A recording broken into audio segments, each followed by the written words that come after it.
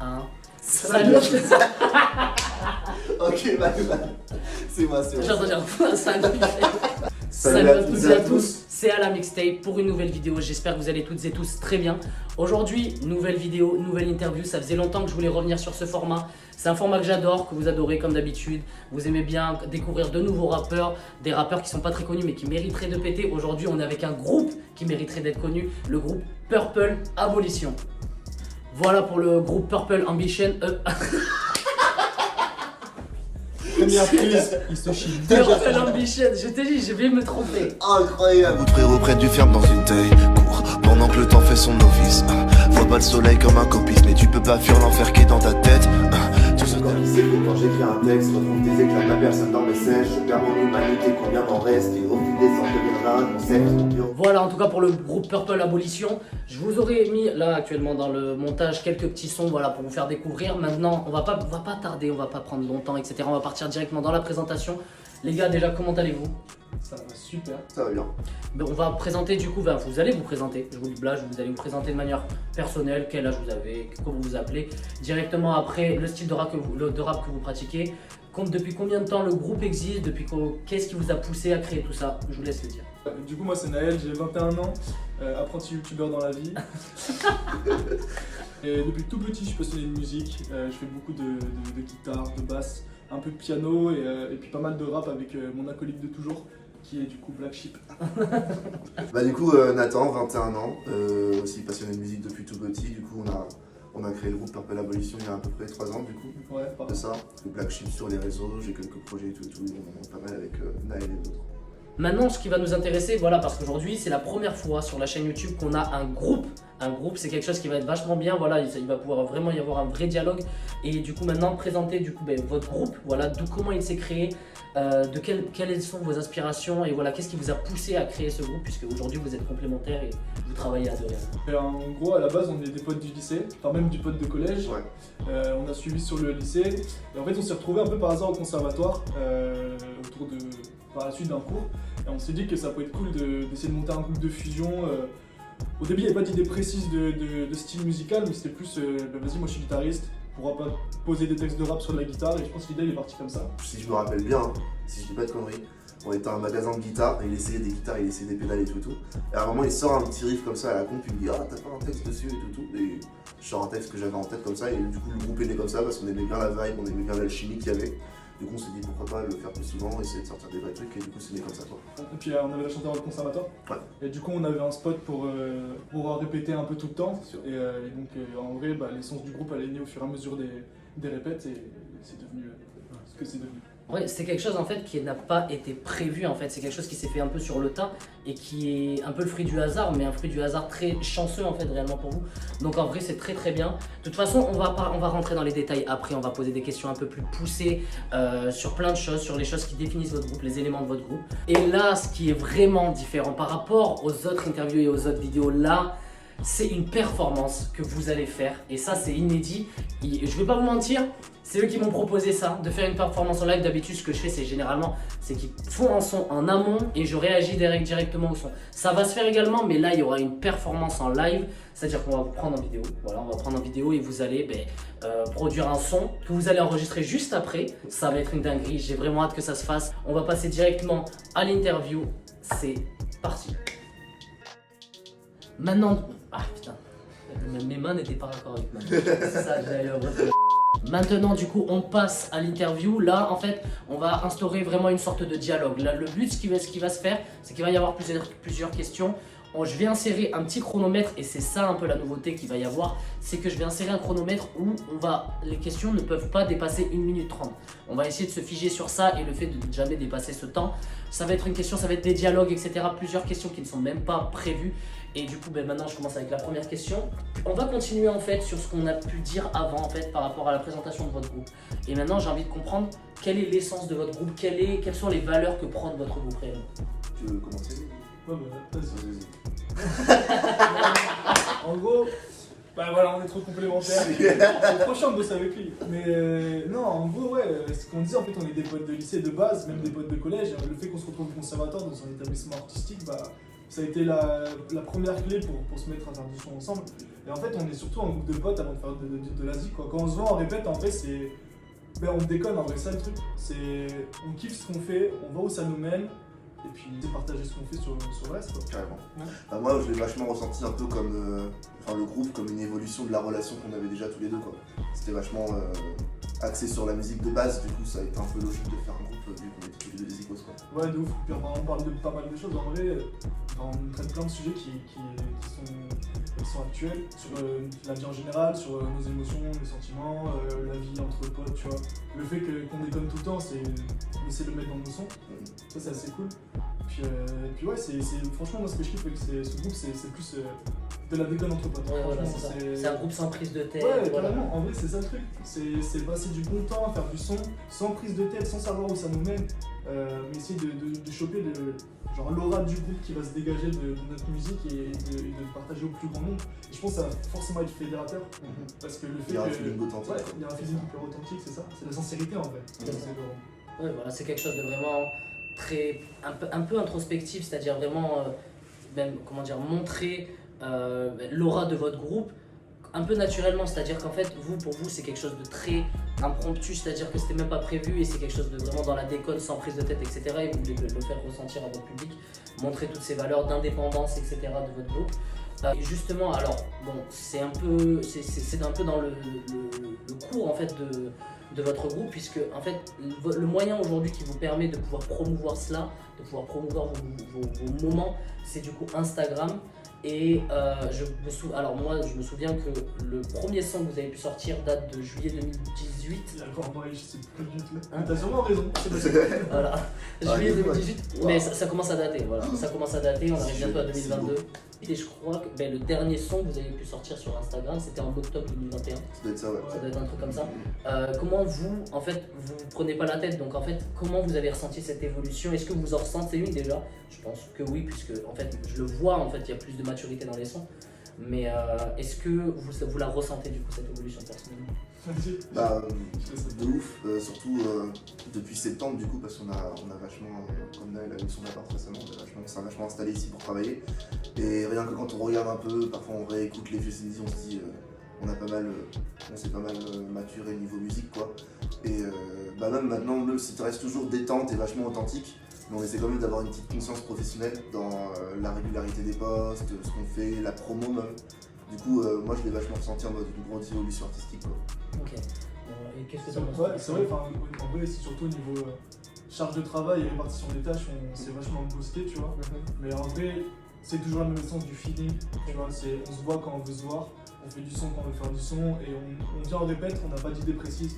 Juste on sait que, vas-y, on va être de là de minuit à 5h du matin, et puis vas-y, on va voir ce qu'il est de la répète, tu vois. Et ça se trouve, il y a un midi qui va sortir, ça se trouve, il y a un son qui va sortir, ça se trouve, on va avoir même une conversation à la con, au final, on fait même pas de son, quoi. C'est vraiment une conversation qui naît de ça, et en fait, le fait même d'avoir qu'une conversation, ça enrichit la relation qu'on a, et ça enrichira le son qu'on va faire après, tu vois. C'est sûr. Ouais. Donc en fait, c'est ce truc-là. Par contre, c'est vrai que je trouve qu'il y a vraiment une amélioration dans la qualité visuelle et sonore. Enfin, on essaye, on n'est pas non plus au top du top, mais avec les moyens qu'on a, on essaye. On a tout le matos ici pour faire des trucs quali. D'ailleurs, justement, vous aurez quelques photos. De toute façon, vous aurez quelques photos, quelques petits plans au ralenti, etc. Vous allez pouvoir un peu voir le décor, parce que là, en fait, c'est un décor un peu spécial, je vous avoue. C'est un très bon décor. D'habitude, on est sur un décor en fond blanc, etc. Là, vraiment, on est dans l'ambiance. Ambiance tamisée. Vraiment. En vrai, c'est marrant parce que c'était là vraiment où tous les sons se sont concoctés. Et c'est ça, en fait. La Voilà. magie, la C'est-à-dire magie. que si un jour vous pétez, et c'est ce que j'espère pour vous, on aura commencé de là, en fait. C'est voilà, moi je croise les doigts pour vous, hein. Je croise les doigts pour vous, et vraiment, vous avez commencé de là, c'est-à-dire que là on a des guitares, on a des amplis, on a tout ce qu'il faut, on a un vrai matériel qui pourrait être utilisé en PS4. studio, une PS4, mais voilà, c'est des ambiances, c'est chill, c'est-à-dire que vraiment, à travers l'endroit où vous travaillez, on sent vraiment l'essence de votre groupe, le côté pas laxiste, parce que vous avez mis en place une vraie méthodologie de travail, etc. Mais on voit le côté sans prise de tête, en fait. Sans prise de tête, ça se fait quand ça se fait, mais par contre quand ça se fait, c'est organisé et ça débite, quoi. Ça débite. En vrai, on essaie quand même de se mettre des répètes régulières. Mais on se dit pas qu'on va tirer quelque chose de bénéfique, tu vois. Ouais. Et en vrai, c'est une conversation qu'on a eue ensemble avec Nathan, tu vois, et ça m'a vachement ouvert sur le son. c'est que souvent moi je me mettais des barrières quand j'essayais de composer, où je disais oh, putain j'arrive pas à faire ce que je veux. Et c'est con mais c'était un vrai déclic et un jour il m'a sorti mais gros au pire on s'en bat les couilles de faire un truc. Juste on le sort, ça reste entre nous, mais le fait de le sortir, ça va soit sortir une pépite, soit rien. Mais au moins on aura dégagé quelque chose et ça aurait été productif. Et un style, c'est-à-dire que là par exemple, moi je prends le style que vous développez. Vous avez parlé, en fait, vous développez un style tourné avec une inspiration rap et une inspiration rock qui est mélangée. Et c'est quand même quelque chose qui est très osé, c'est-à-dire que c'est quelque chose qui pourrait totalement ne pas plaire du tout puisque ça ne se fait pas. Généralement, enfin, il y a très peu de personnes qui mélangent ça. Moi, je l'ai ressenti. Alors, je pense que bon, la communauté rap est passée par le son déconnecté de PNL qui est tourné. Mais oui, et ils sont passés par. Par ce son qui, en fait, qui a traumatisé les gens. Enfin, moi, je vois énormément de personnes qui ont kiffé le côté rock mélangé au rap. Et c'est quelque chose d'assez risqué, mais qui vraiment est agréable à l'écoute. Et comment dire, ça a été un véritable pari pour vous. Et comment vous l'avez ressenti, ce pari de se lancer sur quelque chose d'aussi authentique un peu? Bah, ce qui est marrant du coup, enfin moi je l'ai vécu comme ça, c'est que du coup de base parce que du coup c'est un peu de la fusion, de base pour la fusion c'est qu'on s'est vraiment pas mis de modèle de fusion parce qu'on en écoutait quelques-uns, il y avait Rage Against the Machine que Nine nous a écouté à l'époque, et d'autres rappeurs qui tentaient des petites vibes rock, genre je pense à l'album de Lil Wayne, Rebirth je crois, qui était vachement très très rock, mais nous on s'est pas fixé de modèle de groupe de fusion qui pourrait nous inspirer, on a vraiment essayé de faire notre truc. En fait on a vraiment juste pris nos influences séparées rock et rap, et on a vu ce qu'on pouvait en faire quoi. Du coup le rendu il est, je pense qu'au niveau fusion, du paysage de la fusion en général il est assez unique parce que du coup on s'inspire de aucun autre groupe de fusion quoi. C'est ça, ouais, on a réussi à dégoûter une sorte de... Enfin je sais pas ce qu'elle vaut mais au moins une signature à nous tu vois. Après si elle sera fédératrice ou pas alors j'en sais rien. Mais tant que ça nous fait kiffer c'est cool. Et on a réussi à au moins créer une signature. Je pense qu'en vrai peut-être que quand on écoute, on n'est pas connu, mais peut-être que quand on écoute du Purple on peut reconnaître peut-être une touche Purple tu vois. Et ça c'est cool. Et c'est ça. Franchement c'est le travail le plus dur qu'on ait pu faire et pourtant c'est le travail le plus spontané et le plus authentique qu'on ait pu sortir. C'est ça. Mais en fait c'est votre signature en fait. Et c'est ce que j'espère en fait. Parce que comment dire, des rappeurs qui sortent, qui arrivent, qui déroulent dans le rap game, etc. mais qui sortent des sons en fait, on a l'habitude, voilà, mais je vais pas dire c'est tout le temps du vu et du revu, mais c'est très facile de rentrer dans les codes. Alors que là vous sortez des codes et vous avez une identité musicale et j'espère qu'un jour les gens pourront se dire ok là c'est du Purple, ah mais par exemple il y a un son qui arrive, ah mais c'est du Purple, ah mais oui bah oui directement voilà. Je prends l'exemple de Freeze, il a Freeze Corleone, il a sa signature, il a débarqué avec sa signature, une signature drill certes parce qu'il a des instrus drill, mais avec sa manière de kicker, son identité, c'est vraiment ce qui en ressort. C'est comme les Damso quand il y a du Damso tu sais que t'écoutes du Damso, donc j'espère que c'est ça. Et donc là avec du Purple Ambition, mais ça Abolition il l'a sorti. Sachez que je me trompe tout le temps, je dis Purple Ambition au lieu de Abolition. Ouais, parce que voilà, c'est pour ça que c'est ambitieux, c'est trop inspirant. Mais voilà, déjà, comme j'ai pu le dire en fait, déjà vous êtes sur Instagram, etc. Mais comment vous comptez faire pour que les gens intègrent encore plus votre univers en fait? Là en fait, ça va être une question à la fois actuelle, mais également future. Dans le sens où aujourd'hui vous êtes sur Instagram, vous êtes sur plusieurs plateformes, et déjà sur Instagram qui est votre plateforme principale, mais est-ce qu'à l'avenir, vous allez vouloir vous exporter sur d'autres plateformes, YouTube, etc., peut-être les Deezer, Spotify, enfin voilà, vous diversifier sur ça? Et à côté de ça, quels sont vos projets futurs réellement? Carrément, enfin, bon, c'est logique, on fait du son et du coup je pense qu'on va forcément se diversifier sur les plateformes de streaming, que ce soit Apple, Music, Spotify ou Deezer. Juste on veut vraiment bosser un truc propre, un EP propre pour sortir quelque chose. Enfin, je pense qu'on est plus dans la vibe d'essayer de proposer quelque chose de qualité, que sortir un son, puis après dans 2 mois un autre son, puis dans 3 mois un autre son. Vraiment sortir un truc concis pour que les gens ils comprennent directement en un EP l'ambiance, l'esthétique et la gueule de la vibe. En fait on attend d'avoir une carte de visite vraiment bien faite pour après le balancer sur les trucs. Voilà, vraiment travailler, voilà, c'est ça. L'idée c'est ça. C'est de pas trop vous précipiter et faire quelque chose vraiment clair. Parce que les gens ils ne connaissent pas encore. Et ouais, c'est ça. Ils ne connaissent pas dans ça, de marteler de son. Mais oui, c'est ça. Et en fait, c'est votre identité que vous devez montrer d'un coup à travers un gros projet où vous allez vous dire ok, l'arborescence de ce groupe il est comme ça. Voilà, ils sont comme ça, ils ont telle valeur, ils ont tel style de rap, c'est Purple Abolition. J'ai remis les corps. Purple Purple On Abolition. va se renommer, t'inquiète. Voilà, c'est bon, ils vont s'appeler Purple Abolition. Mais voilà, Purple Abolition, et puis voilà, c'est ça, il faut que les gens acceptent votre ADN, et c'est vrai que sortir plein de petits sons comme ça, c'est pas ça qui va vous faire step up, alors qu'un gros projet, etc., Ouais. ça aura plus d'impact. Et puis après, ce qui va être cool, c'est qu'une fois qu'on va sortir l'EP, ça va être notre carte de visite, du coup, comme vous l'avez dit, enfin, tous les deux vous l'avez dit, sur un an, tu vois. Après, on bossera d'autres EP entre temps et tout. Mais ça va être notre carte de visite et on va faire un maximum de scènes et de concerts. Parce que le meilleur moyen de faire arriver les gens, c'est de nous rencontrer. Et en C'est sûr. écoutant en live ce qu'on fait. Ouais. Parce que du coup, il y a cette identification de la personne qui est sur scène. Et du coup, tu t'appropries plus le moment, tu passes un bon moment, tu t'associes ce moment à tel artiste et tu vois ce qu'il fait, etc. C'est le meilleur moyen de choper une communauté. Et du coup, c'est la prochaine étape, je pense. Puis en plus, personnellement, je trouve que c'est un des meilleurs moments à vivre en tant Bien qu'artiste sûr. de faire de la scène. Enfin, même Nino disait que forcément il préférait la scène au studio, évidemment, C'est ça. tout le monde préférait la scène. Il y a un côté kiffant dans le côté studio où vraiment c'est la petite graine de l'arbre, etc. Voilà, c'est vraiment la source, et ensuite la scène, ça doit être un moment fou. Vous avez déjà mis en place, vous avez déjà pu faire des concerts. Ouais, là, on en a fait un récemment, du coup, organisé par Logan à la Mélodie. Allez, si, sur Insta. Voilà, Mélo. Incroyable. On mettra le lien de la chaîne Instagram. Il faut, ça sera un film de pas s'abonner. Mais ouais, il avait organisé un super truc dans une maison de quartier et tout. Il nous avait invités pour faire un petit set. C'était une dinguerie. Oh, c'était incroyable, on avait beaucoup kiffé. En tout cas, voilà, je vous conseille d'écouter tout cela. Vraiment, essayez d'écouter tout cela. De toute façon, je vais vous mettre le lien de votre page Instagram pour que vous puissiez développer votre truc, parce que c'est quelque chose de très original. Moi, personnellement, enfin, je sais que j'écoute énormément d'artistes. D'ailleurs, petite anecdote, j'ai vu, enfin, là, chaque année, il y a le petit compte rendu de Deezer, de Spotify, Ah oui, etc. le où il dit rappeur. le nombre d'artistes que vous avez écoutés, etc. Du coup, il y a Purple. Voilà, mais il y a Purple maintenant. Mais enfin, aujourd'hui, là, j'ai streamé 356 artistes cette année. Et je n'ai jamais entendu une chanson avec une inspiration rock et rap mélangée dans les deux trucs. C'est quelque chose de très original. À part Déconnecté de PNL, hein, voilà, moi c'est l'image que Après, j'ai. il y a 2-3 Les artistes. 2-3 artistes en France, c'est assez Ouais. peu développé, il y en a 2-3. Au Et States, c'est- un peu plus. Ouais, Il y a, en France, en deux, pour citer des noms, il y a Youdi. Sur Youdi, certains oui, sons, ouais, pas ouais. sur tout, mais sur certains Ouais. sons.